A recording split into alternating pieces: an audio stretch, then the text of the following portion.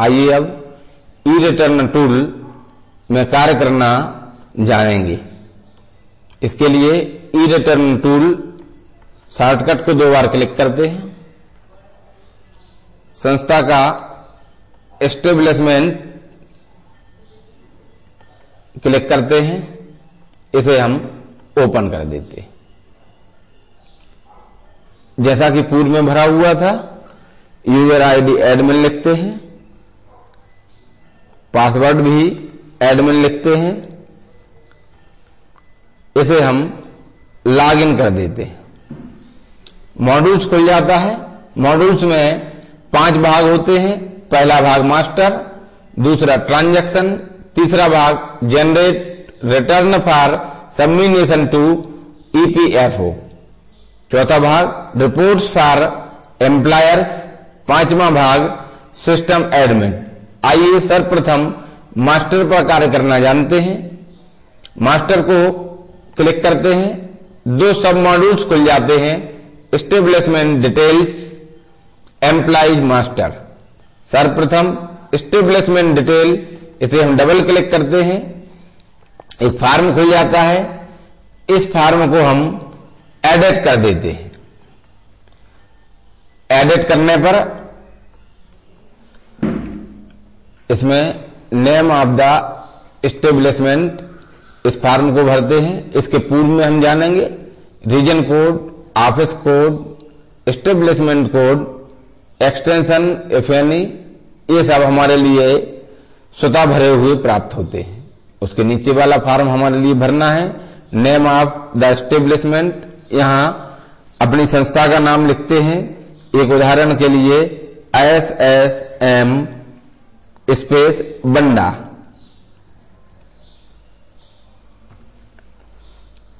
नीचे वाले भाग में संस्था का पता भर देते हैं।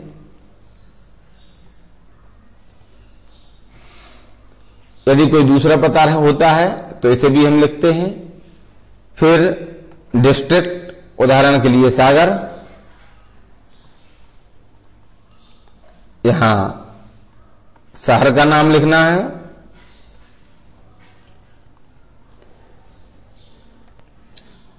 State MP, pin code number, एक उदाहरण के लिए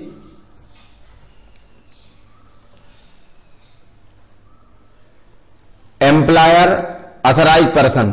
यदि यह विकल्प, अब इसमें अभी क्लिक है ये, तो नीचे लिखा हुआ है ऑथराइज ऑफिसर नेम। यदि ये क्लिक नहीं होता है तब एस्टेब्लिशमेंट क्लिक रहता है और यह पर्सन का नाम लिखने की जगह नहीं रहती है। यदि इस प्रकार का है तो हम एम्प्लॉयर ऑथराइज पर्सन विकल्प को चुनेंगे। ऑथराइज ऑफिसर का नाम, जिसके नाम पर हम PF का काम संस्था में करते हैं, उसका नाम यहां हम डाल देते हैं। यहां उदाहरण के लिए राम। उनका लैंडलाइन नंबर, सबसे पहले STD कोड लिखेंगे,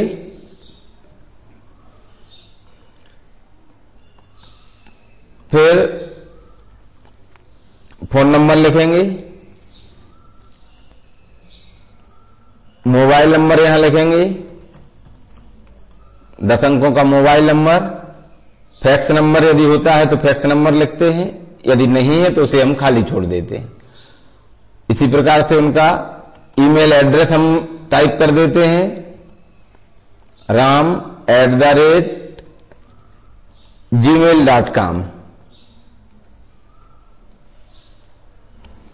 कोई दूसरा फोन नंबर होता है तो उसे भी लिख देते हैं। यदि वेबसाइट है तो हम वेब एड्रेस लिख देते हैं, www.ssm.banda। दूसरा भाग